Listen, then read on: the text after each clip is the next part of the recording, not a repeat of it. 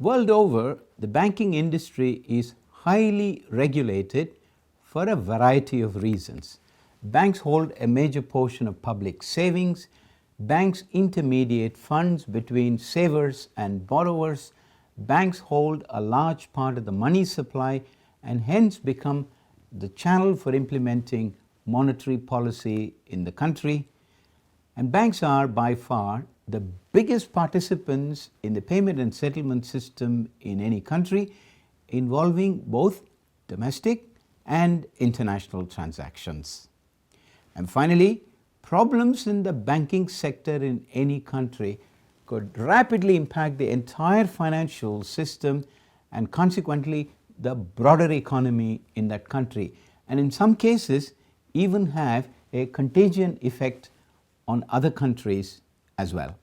Specific laws enacted by the parliamentary or equivalent system in every country govern the regulatory framework in that country.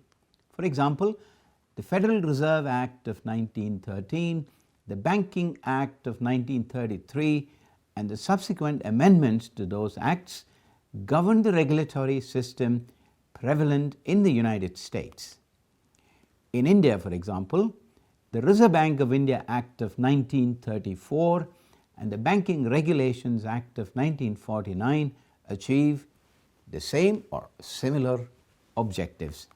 Let's now look at the specific roles of a central bank in any country. They serve as bankers to the government.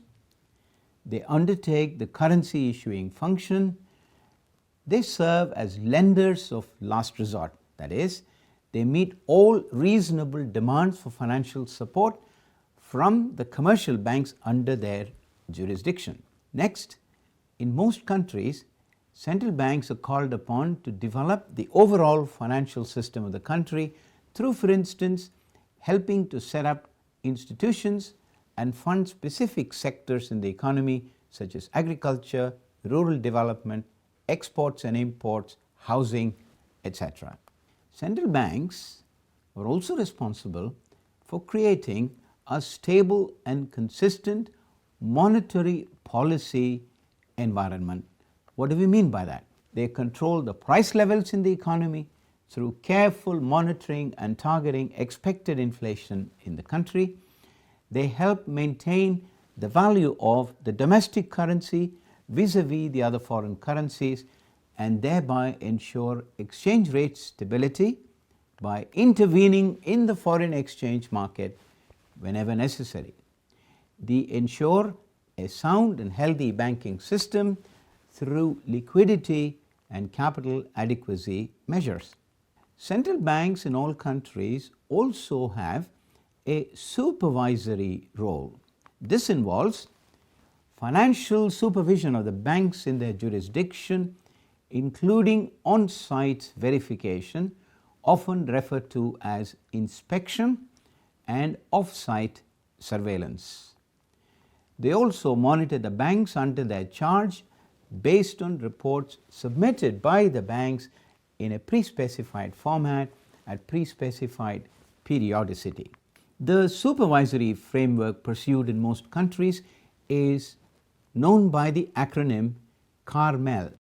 C for capital adequacy, A for asset quality, R for risk management, M for quality of the management personnel at the helm of affairs in the bank, E for earnings quality, L for liquidity management, and S for systems and processes that are in place.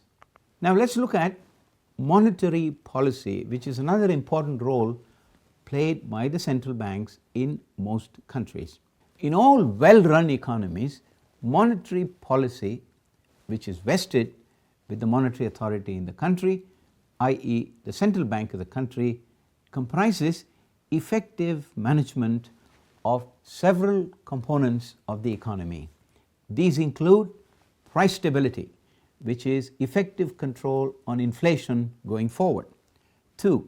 Interest rate stability. 3. Currency stability, that is the stability in the foreign exchange rates. 4. Overall stability of the financial markets. 5. economic growth in the country, and 6 is employment levels in the country.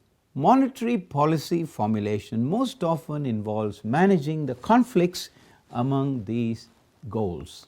The tools used by the monetary authorities to administer monetary policy includes, but not limited to, the following: change in the reserve requirements such as cash reserve and in some countries the statutory liquidity reserve. 2. Open market operations, which involves transactions specifically undertaken by the central bank to either reduce or expand money supply in the economy. Open market operations are almost precise, timely, and very flexible, and can be reversed or changed easily. Effective monetary policy aims at targets rather than the ultimate goal itself, and comprises operating target and intermediate targets. Often an analogy from the National Aeronautics and Space Administration, NASA for short, is used to explain this concept. NASA engineers focus on positioning the spacecraft correctly as it leaves the Earth's atmosphere. That's the operating target.